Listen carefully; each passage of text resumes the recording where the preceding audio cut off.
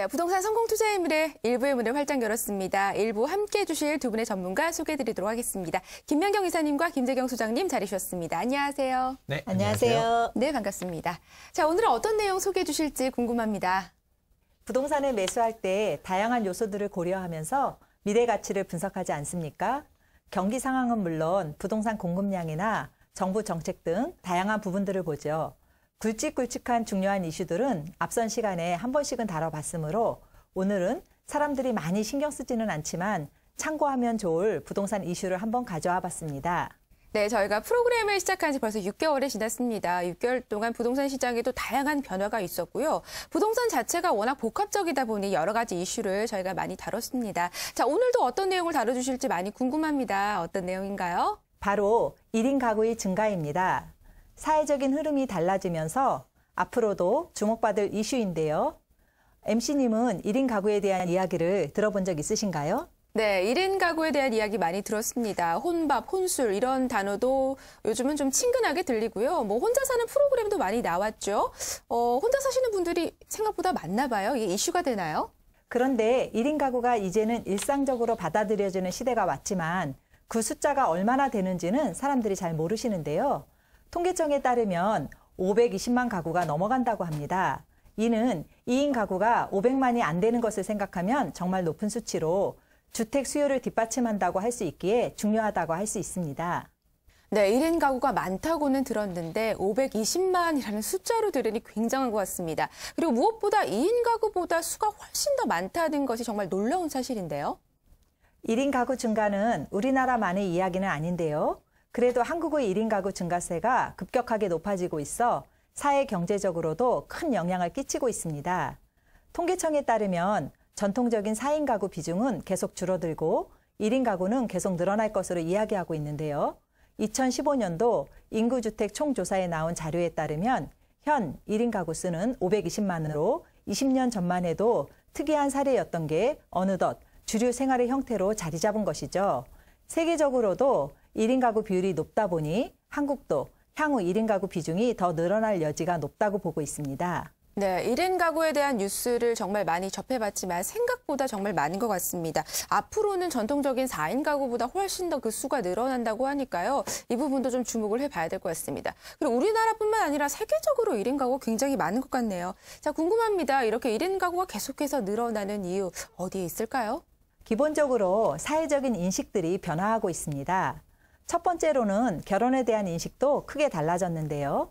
실제로 혼인 연령대도 점점 늦춰지고 있고 결혼을 안 하는 사람들도 늘어나 예전에는 이상하게 바라보던 시선이 골드미스라는 용어도 생기는 등 사회적으로 바라보는 시선들이 많이 달라졌습니다.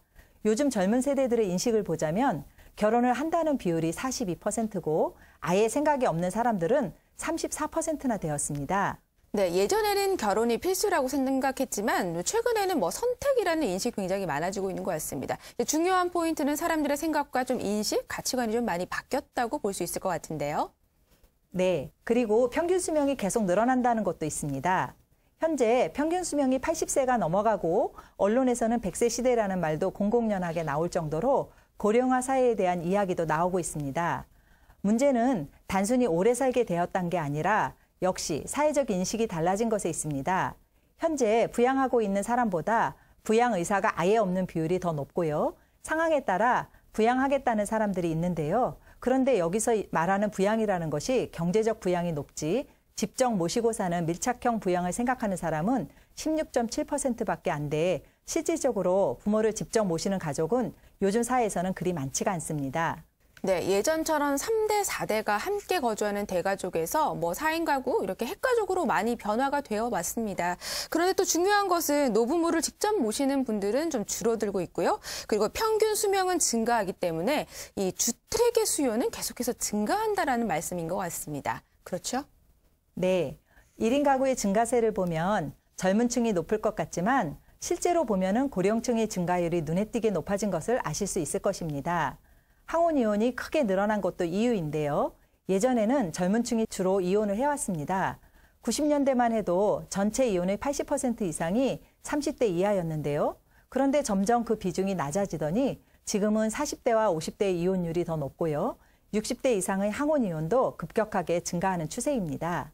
네, 여러 가지 사회적인 인식 변화로 변화가 좀 생기고 있는 것 같습니다. 자, 그렇다면 이런 변화가 부동산 시장에 어떤 영향을 미치는지 궁금합니다. 김재경 소장님께서 설명을 좀 해주시죠.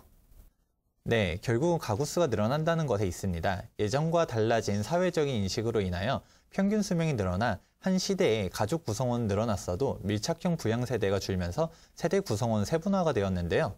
여기에 젊은 층들의 결혼에 대한 인식 변화와 황혼 이혼의 증가 등 사회 현상에 따라 1인 가구는 계속 늘어날 전망입니다.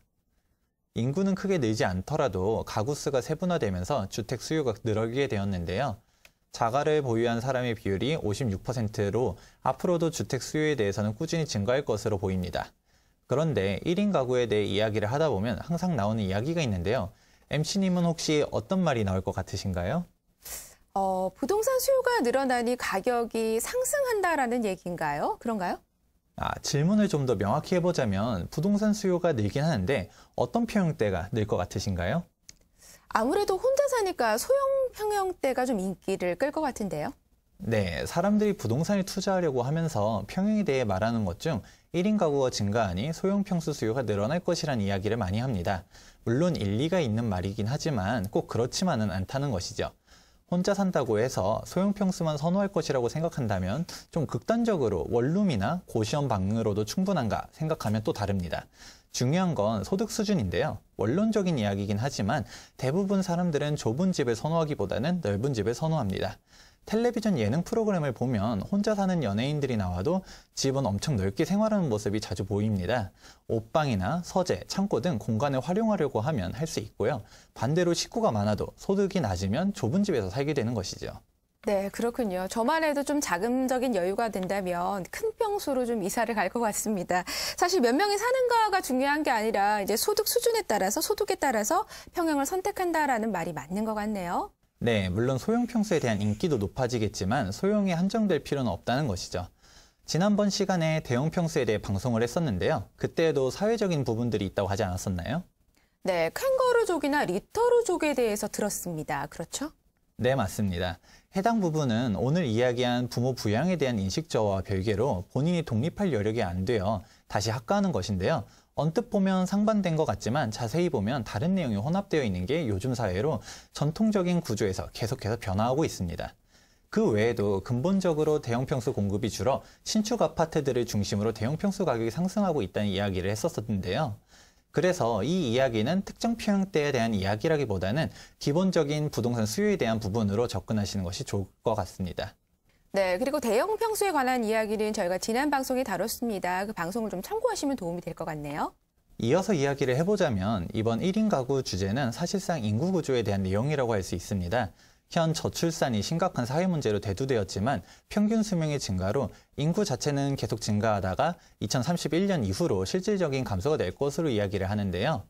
부동산 수요를 쉽게들 인구라고 생각하지만 오늘 이야기한 것처럼 같은 인구라도 사회가 다변화되면서 세대수가 나뉘어지면 주택 수요는 꾸준히 증가한다는 것을 알아두셔야 합니다. 네, 굉장히 중요한 포인트가 되는 것 같습니다. 저희가 인구 감소를 이슈로 좀 다뤘던 적이 있는데요. 사실 인구 감소에 대한 영향이 오려면 최소 20년 뒤이긴 하지만 사실 20년 뒤가 되더라도 1인 가구 수가 증가하다 보면 이 가구 수 자체는 줄어들지 않을 거라는 생각도 좀 드는데요.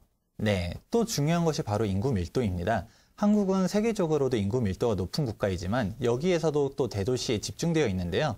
특히 서울은 정말 타의 추종을 불허할 정도로 인구 밀도를 자랑하고 있습니다. 여기서도 중요한 건 1인 가구 비율인데요. 서울의 1인 가구 비율을 보면 다른 지역에 비해 매우 높습니다. 안 그래도 인구 밀도만 보아도 가장 많은데 여기 1인 가구 비율도 높다 보니 정말 서울에 집을 필요로 하는 사람은 엄청 많다는 것인데요. 이는 서울에 집중된 경제 구조상 직장 및 학업 등으로 서울로 상경하는 사람들이 많다 보니 타 지역에 비해 1인 가구 비율이 높을 수밖에 없습니다. 이러한 점들도 보면서 주택 수요가 높은 지역이 어디일지를 알 수 있는 것이죠. 네, 정말 서울에 사람이 많다라는 것은 알고 있었지만 1인 가구를 말함에 있어서 서울이 빠지질 않는 것 같습니다. 사실 실질적으로 인구 감소 문제가 대두되지만 이제 시골 같은 경우는 인구가 계속 감소되고 고령화가 지속되면서 역시 도시 자체가 좀 낙후되죠. 그러다 보니 기반 시설도 열악해지는, 그러니까 이제 대도시로 쏠림 현상이 오신다라는 말씀을 좀 주셨습니다. 자, 씁쓸하지만 통계를 보면 이런 내용들이 정말 맞아 떨어지는 것 같은데요. 자, 그렇다면 소장님께서 오늘 내용을 다시 한번 정리를 좀 해주시죠. 네, 결국 이번 이야기의 주제는 부동산 수요를 볼 때 단순히 인구가 아니라 가구 수로 보아야 한다는 것입니다.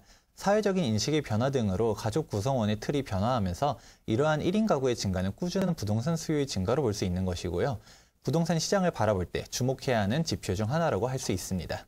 네, 인구가 아니라 가구 수에 주목해야 된다라는 말 꼭 필요한 이야기인 것 같습니다. 부동산 관심 있으신 분들은 이 부분의 정보 많이 가져가시는 게 도움이 되실 것 같네요. 자, 1부에서는 부동산 바라보는 시야를 넓혀준 아주 좋은 이야기 함께 나눠봤습니다. 이사님과 소장님 정말 감사드리겠습니다. 고맙습니다. 네.